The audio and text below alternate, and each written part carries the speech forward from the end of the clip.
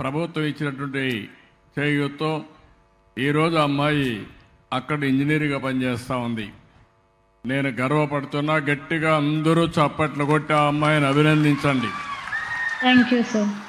వాళ్ళ తండ్రి ఇక్కడే ఉన్నాడు, ఒకసారి మాట్లాడతారు ఆ అమ్మాయి గురించి, ఆయన అభిప్రాయాలు చెప్తాడు. నీకేమనిపిస్తా ఉంది? మైక్ తీసుకో, చెప్పండి. మీ అందరికీ ధన్యవాదాలు. ముఖ్యమంత్రి గారికి నా ధన్యవాదాలు. మేము చాలా పేద కుటుంబంలో పుట్టినవాళ్ళం. ఉన్నతమైన చదువులని ఆలోచన. అయితే మా కోరిక ముఖ్యమంత్రి గారి ద్వారా తీర్చాడు.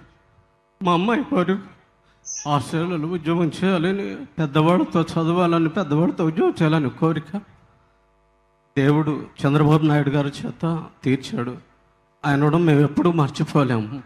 ఆ స్థితిలో మా అమ్మాయి ఉందంటే ముఖ్యమంత్రి గారు దయ, మేము ఎప్పుడు మర్చిపోలేము. వందనాలు. థ్యాంక్ యూ అమ్మా. ఏంటమ్మా రత్నలత, మీ నాన్ననే అమ్మను సరిగా చూసుకుంటారు, డబ్బులు సంపాదించే పరిస్థితికి వచ్చింది. ఇది ప్రారంభం మాత్రం. భవిష్యత్తులో ఇంకా పెద్ద ఎత్తున సంపాదించే అవకాశం ఉంటుంది. తల్లిదండ్రుల్ని వాళ్ళ తమ్ముడిని కూడా బాగా చూసుకుంటా ఉంది. నేను మనస్ఫూర్తిగా ఒక కుటుంబంగాని పైకి వస్తే ఆ కుటుంబంలో ఉండే సభ్యులందరూ కూడా జీవన ప్రమాణాలు పెరుగుతాయి, వాళ్ళ జీవితాలే మారుతూ ఉంటాయి.